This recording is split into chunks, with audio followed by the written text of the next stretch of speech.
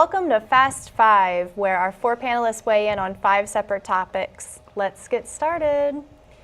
What do you think about this first topic? I'm going to throw it to you. Somali refugee makes history in U.S. election. So on this, we have a former refugee, now a Somali American citizen, is now a lawmaker in the United States. Gosh, what a better success story than that, in that you have someone who was a refugee from another country, comes to the United States, now becomes a lawmaker. I mean, that's what America was really, truly founded on. It really is. What do you think, Ron? Oh, I agree. I think she did a great job. She ran a tremendous campaign. Her family was under duress. When they finally got here, they were chastised for coming here, and then she decides to run for elected office. I forget what state it was. Minnesota? Yeah, it was in Minnesota. That says so much to what we are about as a country, that somebody can be elected and be Muslim. But tomorrow there will be something else criticizing our whole process. I'm sure. What do you think, Colin? Well, I think, it's the quintessential American success story, and I think that's exactly what we should expect from folks that are coming to this country, and good for her. And I think that's a win for America.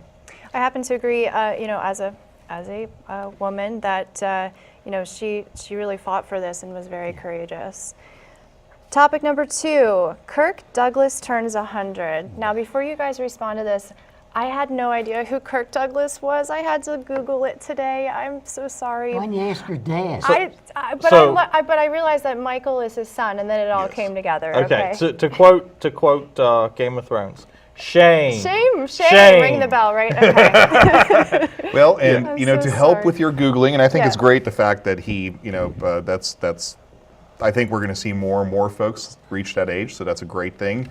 But to go along with your mental picture, look up. He was so handsome, by the way. Kirk Douglas in 20,000 Leagues Under the Sea. Okay. Your mental picture will probably be shattered forever. It is, through no fault of his, it's through the casting, but the cheesiest, most degrading role that I've ever seen him in. Well, from what I could tell, he was definitely had a legendary life and is still here in 100. That's great. A great actor. I'm very glad that, unlike so many others, 2016 didn't take him from us. Right. So.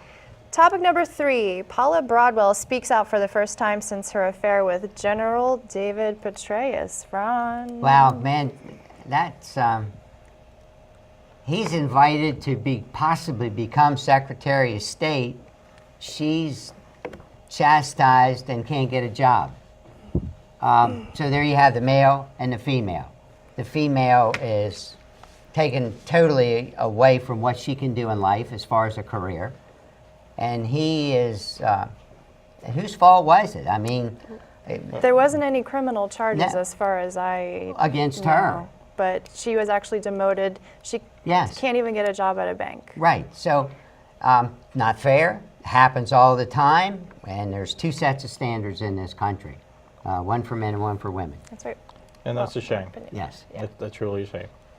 Okay, guys, topic number 4. Live stream shows woman describing racial profiling at Victoria's Secret. Did you all see this footage? I've seen part of it. So, I think we have to be cognizant of the fact that as much progress as we've made as a country, there is still racism. Racism goes away when we stop thinking of each other in terms of the color of our skin. The same way that if were you to go to the ancient world and somebody like yourself with blonde hair would have been seen as a barbarian in Rome. So we don't think of somebody as having blonde hair, blue eyes. We don't think of somebody having brown hair, brown eyes. We think of them as being who they are. We have a lot of work to do on that. And I think it happens much more often than we like to think it does, and there's not one group that has some sort of monopoly on this type of behavior either. I think it happens from all different sides. I think this one was really situational as well, because there was a shoplifting incident that had happened right as she was walking in. I did not see the out. video. All right, but reading briefly about it, my biggest question is, there are accusations of racism in the video, but do we actually have any of the racism on video? And I don't think there was, right? I wasn't able to find it. I mean, take it with a grain of salt.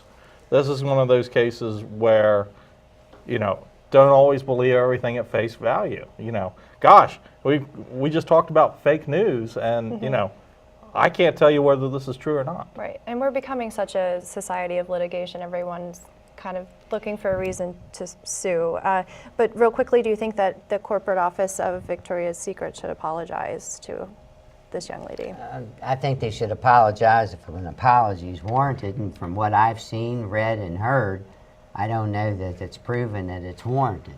So it's, should they? I think the day of apologizing a lot the way it's been over the last many years is going to come to an abrupt end the 21st of January of 2017. I don't see as many apologies being given to a lot of different people for things that happen.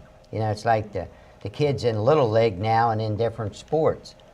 You're automatically supposed to be on the team. You're supposed to get a trophy, and everything's supposed to go your way. You get a participation medal. Yeah, you get a participation medal or a participation trophy. Whatever happened to the day if you don't make the team, you're out. Right. And you go home. I happen to think that if there was an apology, it should probably be from the mall or the management there, where it seemed to be an isolated event, not a corporate It's not a situation. corporate policy that Victoria's Secret has to engage in behavior of Yeah, this I sort. don't believe that as well. Okay, last topic. Dylann Roof's videotaped confession stuns courtroom. What a psychopath. Wow. That's all I have to say is he's a psychopath. Right. He did not even realize, at least in his taped confession, that he had killed 9 people. He said, I didn't even think there was that many people there. 4 or 5, he said. Yeah. Yeah, 4 or 5 people. Yeah, and you would think that would be it's a church, a safe place to be. Well, I think reason really doesn't apply to any of his actions, so I don't find it surprising. I don't think a normal person would walk into a church and gun down 9 people. So, Yeah. Stay tuned. Last call is next.